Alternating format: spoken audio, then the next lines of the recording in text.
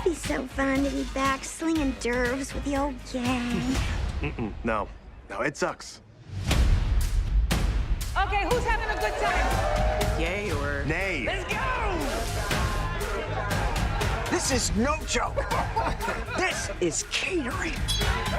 So what would you say is the biggest difference between how it feels to put on the pink bow tie then versus now, both for Henry as a character, but also for you as an actor who's accomplished quite a bit since 2010? You know, back when we first started making the show in 2008, and we finished in 2010, but when we first started making the show, I think all of us, the entire cast, really connected directly with these characters and their predicament, and the fact that, you know, success was just sort of beyond their, just out of their grasp, and we all, you know, had our faces up against the glass a bit of show business. And so we really deeply felt this show, and also we didn't think anyone would ever see it, really. There was no streaming back then. Starz wasn't really making shows. It was, so we just didn't think it would really be a thing. It never occurred to us. So we were really just making it for ourselves and for each other, and we're having such a good time that we didn't care if no one ever saw it. We just wanted to keep doing it.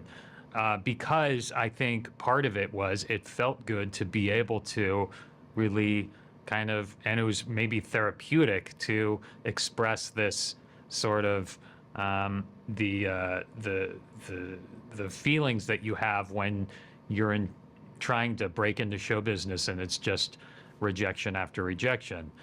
And now it's 13 years later, and you know, the great thing is that it was difficult to find 6 weeks where all these now very busy people could get together to make another season, and luckily we could find that time. But I think all of the characters, including Henry, my character, are very much the same people, but it's just been a while, and they're older and maybe a little more comfortable in their skin, a little more settled. A lot of similarities and continued story arcs, but one of my favorite new elements of this season is the Evie-Henry dynamic, and I'm a big fan of Jennifer Garner too, so it was making me wonder, what were your expectations for working with her going in, and how did maybe she meet those expectations, if not surprise you? Yeah, I mean, I've been a fan of Jennifer's for so long. I've always wanted to work with her. So it was a real thrill. I mean, when we were talking about the role of Evie, we were talking about Jennifer Garner as like a type, you know, like someone like Jennifer Garner, never thinking we would actually get Jennifer Garner to be on Party Down. So it was kind of absurd when she said yes. And then we had her come to the set, and we were all sort of on our best behavior. But then she walked on and she was just immediately hilarious and right at home, and just killed it. She was so good and so much fun, and is obviously a great actor, but also hilarious, which she's been hilarious before. If you watch 13 Going on 30, you know that she's super funny. And it was really, really fun to see her just score time and again on the show. I can assure you, I've watched 13 Going on 30 too many times over the years. Yeah, sure.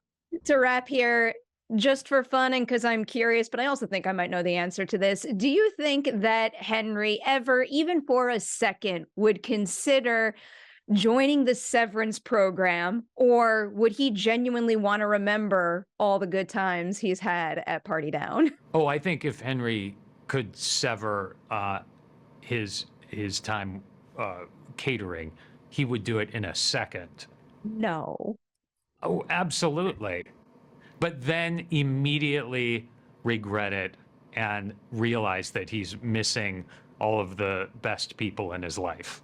Okay, that's fair. As long as you turn it back around, then I'm willing to buy that answer. Yeah, but he would give it a shot. This is an important event. No personal business on company. Ah, group photo.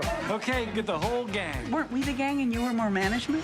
Now it's a Party Down reunion. Just what everyone's dying for. So there's a lot of reboots and revival series out there right now. Can you each name something unique to Party Down that makes it stand out from the pack that we have? Well, we didn't reinvent the wheel for sure. We knew what made it good, and thank God John Enbom is writing every episode because he's the guy who wrote them 10 years ago or however many years ago it was. And so it's just a very faithful adherence to what made that so wonderful, which is the characters, but 10 years later, which makes it even funnier on some levels. Yeah, I think it's more. I think you're gonna get a strong story, funny story with the same characters, and it's another season of if you like the first two seasons, you're gonna like this one. And more of the same that I love, but also just enough evolution that I really appreciate. Also, Ken, it kind of does feel like you're a little bit of a revival good luck charm between, this, Veronica Mars, Wet Hot American Summer. If you could reboot or revive one other thing you've been a part of in the past, what would you choose and why? It would either be Burning Love or maybe another Guy Young Eastbound and Down experience. I'm fine with those answers, but I believe the only right answer to that question is Bad Milo. Oh, where's my sequel? I wasn't thinking movie. Sure. Yeah, another butt monster movie. No, absolutely. Seriously, we need more butt monster movies in the world now. I was hoping that there would be another sequel to that movie because I really enjoyed doing that movie. That movie will always have what it would be. Feel like and look like having a monster come out my butt and also going up back into my butt. Anyway, I would say that's a real achievement right there. Well, watch Bad Milo. You'll really get a sense of it. Get a sense of it. Okay. Could not recommend that movie enough. In a terrible pivot here, a more serious question for you, Jane. I know that you said Constance is constant, and she's pretty much the exact same person. So for you playing her, what is the key to maintaining that consistency and that quality, but also embracing the new layers that the show adds to her in season 3? Right. Well, I always have to remember that Constance is innocence. She's guileless, and that can make a person appear stupid, but really, truly, she just kind of believes everything that comes out of people's mouths, and she believes her own backstory that she created for herself that never really happened. She was never really she talks about acting in the 80s and it never really happened. She was probably an extra, if anything, in the background. And she wakes up living the dream. Can you each recall a time in your careers when, maybe all seemed lost, but someone swooped in at just the right moment, gave you what you needed, and you were able to forge forward? I will. My real answer to that is, I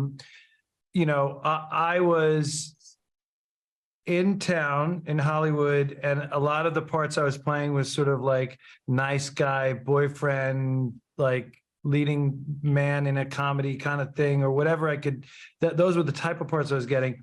And then Rob Thomas and Dan Etheridge offered me Vinnie Van Lowe on Veronica Mars.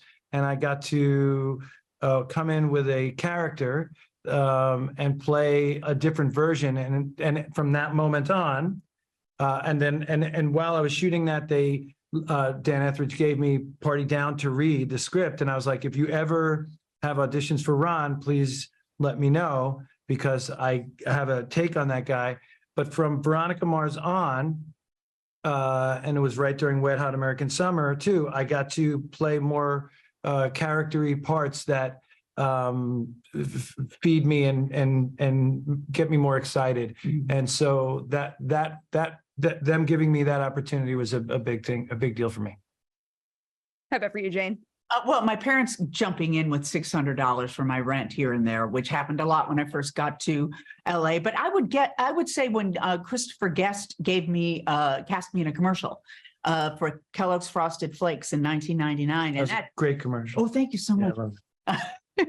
And it opened up a door. I mean, literally, he's one of those people that he says he can tell within 15 seconds if you could do what he needs you to do as an actor. And I guess I passed those 15 seconds, and then he cast me in everything after that. So that was a huge moment that he had the faith in me. You know, he has faith that everybody that he casts, he wouldn't cast him if he didn't have that faith. And when someone has faith in you, man, it can make you it's a little daunting, but it can also just feed you and just, yeah, I can do this. If he thinks I can do this, I can do this. So that really was a big confidence booster for me.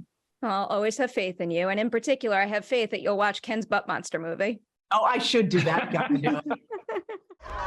You're the beer ad? Looks like that guy. No, it's actually him. Cool. Yeah. See you in 12 years. I know there was a lot of enthusiasm going into season 3 of the show. So for each of you, what was the thing you were most looking forward to tapping back into? But then while you were making the show, what is something creatively fulfilling you discovered that you never could have imagined? My love of the new people that we got blessed with this time around, Zoe, Tyrel, Jennifer. That's been the most fun, is to invite new people into this weird little world. Honestly, the thing that's been most fun is that I was looking forward to the most is just hanging out. Like, this was the only job that, 13 years ago that was so fun. On the days where you weren't working, you'd still come into set. So it's so great to be back at summer camp and having a blast, and especially with the way that everyone's careers are shaping up. It was really hard to find the time in Ryan's schedule to make this work, but we did. Thank God. And it's tough. It's tough now with everyone's success as well. But thank God, I think Adam has been really pioneering this in a big way, and obviously everybody else. We've all wanted it to happen, but the push finally occurred, and here we are. And just to be clear, Martin was the only one that showed up when he wasn't working. So I really liked it there, even though people kept saying "go home." I loved it, and I thought it was just banter, but it sounded like maybe. I thought I'm a big believer that kind of cast connection does truly radiate off screen. So it does mean a lot that you guys really have it. Ryan, what about for you? Maybe something you found that was more creatively fulfilling in your role than you ever realized was there in seasons 1 and 2? Well, more creatively fulfilling. I don't know. To me, I think honestly, just getting to be able to say the words that John Enbom has put down on these amazing scripts, for me, is the most fulfilling thing ever. It's like Party Down's like one of the coolest projects, the best projects I've ever done. So to get to do it again 13 years later, and still not have aged a day. Thank you so much. That's not true. Son of a I've aged a little bit. But to be able to be with this cast again, who we all love each other so much, like Martin was saying, and it's just true. We just have a blast on and off set. And I think it's kind of like people say that, but we really do. In all seriousness, none of you have aged a day. Like, it's kind of weird. It's kind of weird. Whatever's in the water when you're on set on your off days, like, it's working. Adam. Just be honest. Adam looks quite a bit older. I will not do that. Martin, a specific question for you, because Roman's always felt just like completely impossible to please when it comes to hard sci-fi stories. So of all the hard sci-fi films that have come out between 2010 and now, which release do you think he would actually appreciate? Come on, Martin, what do you got? Oh my God, this is such a specific question. I have no idea how to answer. I don't follow sci-fi anywhere near well enough to know what to say right now. I will spoon feed you an answer and would probably say Dune. I actually did like Dune. I'm curious. You make fun of it though in the show. Yeah, for sure. But I'm curious to see how the next 2 movies turn out. But it was a decent intro to the book. Make fun of Star Wars in the show. Yeah, totally. Yeah. Well, of course. I mean, how can you not? Even the originals, God rest their souls. They're a lot of fun. No, yeah, they're very fun. They're a lot of fun. They're campy. I love them all. You love them all, every single one. I do love it. I mean, I do. Every single one. Honestly, for a variety of reasons. We're talking Jar Jar. Yeah. There's a charm to Jar Jar that I think was very accessible to young moviegoers that maybe brought them into the franchise when they were first exploring it via that character. So he does a great Jar Jar Binks. Do it. Let's hear it. Let's hear it. No. That was in private, and I will never do that. I told you when I did it. I filmed it. I'll send it to you. No. Okay. Yeah. We're going to make this happen right after because they're kicking me out now, but I expect to get that video soon. Thank you guys for your time, and congratulations on season 3. This is a big opportunity. On-time professional service. This is not how I envisioned my 40s. So our production notes are basically filled with quotes about how much the original cast genuinely loved each other. So what was your first taste of that when you started making season 3? And how would you say that vibe influenced your own work or experience for the better? My first day of shooting was the first day of shooting, like the first day everyone came back to shoot for the first time.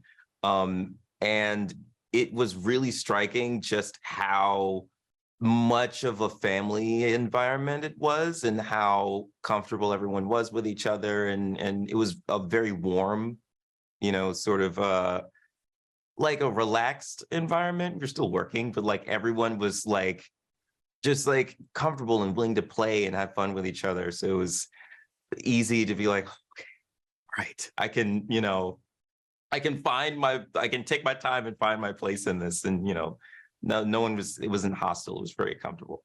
How about for you, Zoe, anything in particular that stood out when you first got on set?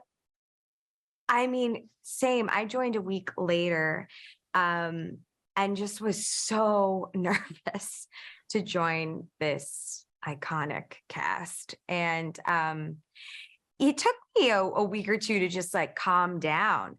But it was not their fault at all. They welcomed us with open arms. But I just think that this is such a highly anticipated comeback, and I didn't want to mess it up. So I was very nervous, but we quickly felt like a part of the family, and I love those weirdos.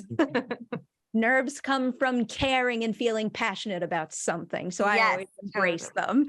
To highlight Saxon and Lucy a little bit here. So I love how the show has grounded qualities to it, but there's also some really heightened comedy in the mix. So can you each name something specific about them or something that they do that might have stopped and made you go like, how is this going to work? But it wound up playing really well in the final show. I definitely, the amount of reverence that Saxon gives every bit of content that he makes was something that I thought was hilarious. And I was also like, okay, I gotta really get specific about how I play this, I respect that. I think. Yeah, I love the way Saxon would celebrate every every content he got on the camera. I think for Lucy, the fact that she is not concerned with what the food tastes like, but what feelings are inspired is so funny to me. I think she's a real nut and has such a clear passion, clear objective and dream. And so I admire her passion and her fight. I think I was just so excited to audition for her because she's one of a kind. All right, I'll wrap with this one here. So given Saxon is an influencer and Lucy's a food artist, can you both tell me what is the most recent food photo you've taken with your phone? Good question. That is a good question. Oh, man. Oh, last night we ordered 3 desserts. My friend and I ordered 3 desserts, and I was like, "How gotta document?" But also, like, I never post them because why do people do that? But also, I do love food, so maybe I should start posting them. But the chocolate, got 2 different kinds of chocolate dessert, and then some really good ice cream at Chateau Marmont. I have more respect for you than ever right now. Solid choice. Thank you. What was your last food item? Oh, I don't know if this is the last food item I took a picture of, but I remember I went to a friend of mine had a destination wedding in Italy. It was my first time out of the country. And that was the first time I felt the need to take pictures of what I was eating. So I was like, people need to know that like it's every subsequent meal I had was like the next meal was the best meal I'd ever had. So it's like, I need people to understand. Yes. What's party down? With an M? So it is a feat to make any show. It's a special something to bring a show back so many years later like this. And it was making me curious, what would you maybe call the low point in that effort? A time when you said to yourself, like, maybe it won't happen after all, but then ultimately you overcame that challenge and you saw it through to fruition.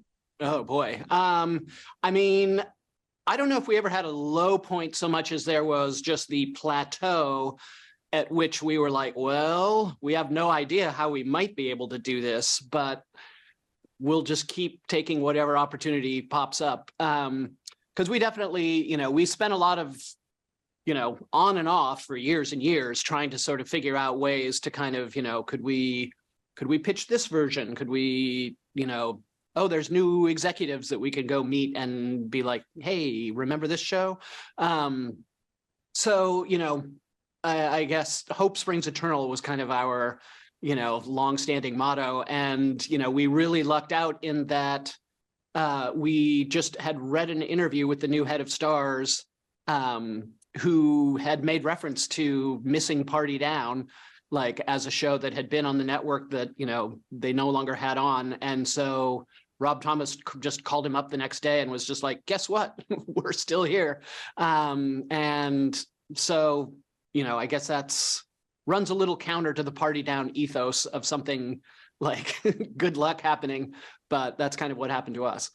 Well, I'm glad it went that way for you. So you kind of did just break down how you got this back off the ground. But, from our limited perspective from where we stand, it can kind of feel like almost like a mythological magic trick to bring a show back from cancellation. So based on your experience with this and Veronica Mars, what maybe tip, trick, or piece of advice would you give to another showrunner out there who saw their baby get canceled and they want a chance of bringing it back to life? I think what worked for us is the fact that, we never lost touch with the cast and we always, had just a very warm spot in our heart for it. So that we all kind of knew if we got the opportunity that we would, jump at it. And we also feel like just the nature of the show, the format of the show, the themes of the show are kind of evergreen and eternal or whatever in our minds. And therefore, there's no reason not to do it. You can't say like, oh, people don't, ride trains anymore. It's not a train show. It's, its themes are more relevant now, I think, than they ever were. And so, we feel like it's something that, until we're like, on the moon or whatever, is going to remain relevant. And so we're always confident that we can do it. And so we're just looking for the chance. I was really impressed by how you evolved a lot of those themes with this new season. And I was also curious because I know with seasons 1 and 2 of the show, the focus was on writing episode by episode, but in season 3, you put more of a focus on having a fluid arc. What specifically inspired that change? Does it have anything to do with how viewing habits have evolved since season 2? It's all of the above. I mean, definitely, viewing habits have changed. What people look for has changed. But also, we had 6 episodes rather than 10. And we also, didn't feel that we could just pick up with the more episodic nature of it. We had to sort of explain a little bit more where everybody was, where they're wanting to go. And so it felt like, this go around, we kind of we felt like we owed it to just the show itself to be a little more, serialized, to tell a continuous kind of little contained arc of a story, but, that obviously would stay true to kind of, the spirit of the show and everything.